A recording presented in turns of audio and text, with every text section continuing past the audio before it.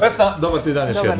Dobar dan. Evo, nakon onog prekrasnog stana mansarde na Voloskom, sad si nam pripremila još jednu mansardu, ovdje nas sad dočekamo. Tako je, za sve one koji nisu sa Srdoća, evo samo jedna kratka napomena. Znači, Srdoć je lokacija koja zaista ima sve sadržaje koje su potrebne u jednoj lokaciji, od trgovačkog centra, od dućana, od vrtića, škole koji ima dječicu i tako dalje.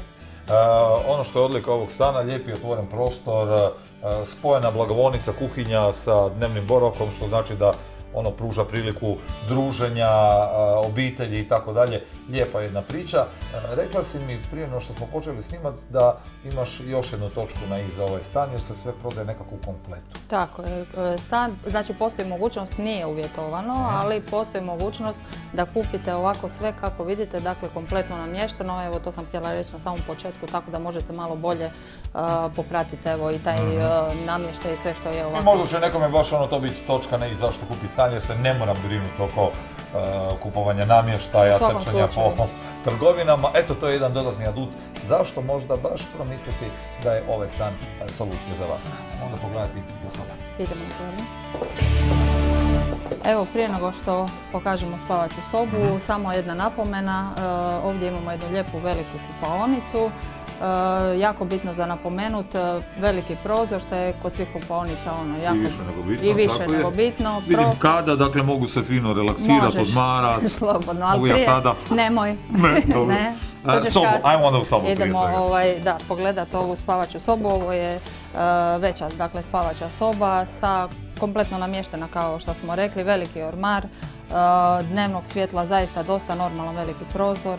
U ovoj sobi kao u cijelom stanu doslovno se ne treba ništa.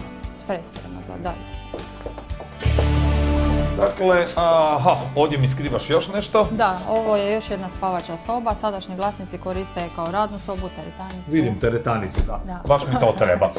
Naravno, rekli smo trosobna mansarda, jedna soba, druga soba, znači da se još negdje krije jedna. Imamo kroz hodnik tu još jednu sobu, trenutno se koristi kao spremište, međutim evo zaista prostora ima. I više nego što je dovoljno potrebno. Sadašnji vlasnicima očito ima viška jer samo jednu koriste kao spavaču. Budući vlasnici mogu dakle pretvoriti kako im odgovara u dječje sobe, radne sobe. Kako god im paše.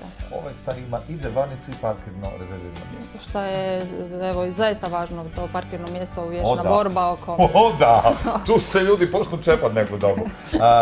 Dosta je prednosti, ono što nismo rekli, najveća prednost ove nekretnine je i cijena, pošto ovo danas, eto, predstavljamo kao priliku tjedna. Stvarno je prilika tjedna. Ako vam se sviđa ovo što ste sada vidjeli, možete to dobiti za 90.000 eura. Ukoliko imate neke svoje ideje i neke svoje drugačije zamišljene, ne znam, dakle, namještaj, dizajn. Tako je. Cijena stana je 87.000. Znači bez namještaja. Bez namještaja. Stvarno prilika tjedna, a sve prilike osim ove možete naravno potražiti na stranicama Dogme www.dogma-nekretnine.com.